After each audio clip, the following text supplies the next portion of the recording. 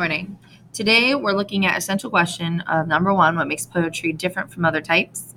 And number 3, how do I make poetry more interesting to my readers? As well as number 5, what kind of voice is most effective in this form of writing, which is poetry.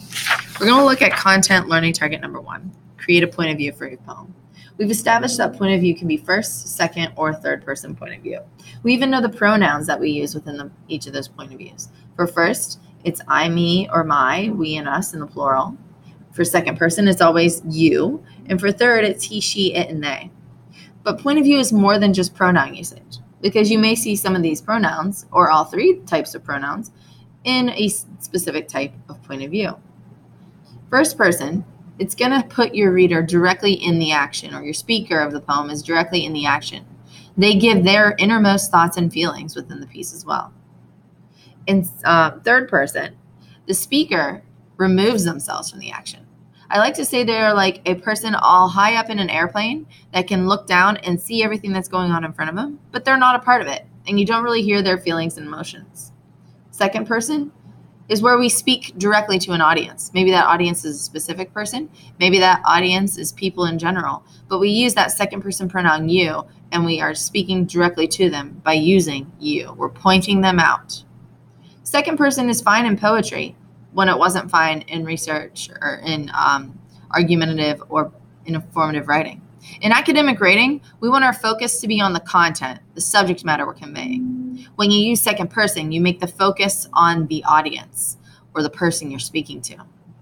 So that's why we eliminate and not use second person within those units, but it's okay to use it in poetry. Let's look at an example of each type, and I'll have you guess which type. So here's the first poem, Ode to Enchanted Light. We read that yesterday. Under the tree lights has dropped from the top of the sky, like a green latticework of branches, shining on every leaf, drifting down like clean white sand. A cicada sends its sighing song high into the empty air. The world is a glass overflowing with water.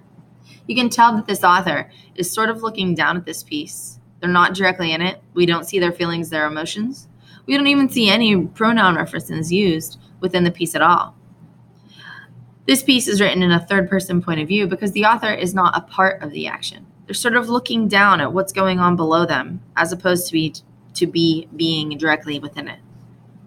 The next 2 poems we're going to look at are lyric poems. Lyric poems are literally song lyrics. A poem that could be set to music and sets really strong conveys strong feelings or emotions, often tends to be a lyric poem. And today we usually go by song lyrics when we talk about them. This one is the song Story of My Life by One Direction. And I'm only going to be reading the chorus and one stanza in the middle here. The story of my life, I take her home, I drive all night to keep her warm, and time is frozen. The story of my life. I give her hope, I spend her love until she's broke inside. The story of my life, the story of love. Written on these walls are the colors that I can't change. Leave my heart open, but it stays right here in its cage. I know that in the morning, now I see us in the light upon a hill. Although I'm broken, my heart is untamed still. So you see a glimpse of the reader's personal feelings and emotions when he talks about he leaves his heart open, but it ends up staying right where it is in its cage. He's afraid of letting the girl in. Also, it talks about he's broken, but his heart's still untamed. So even though her love is broken through to him, he still craves and desires his freedom, which is why he treats her so poorly. All of those are his inner thoughts and feelings.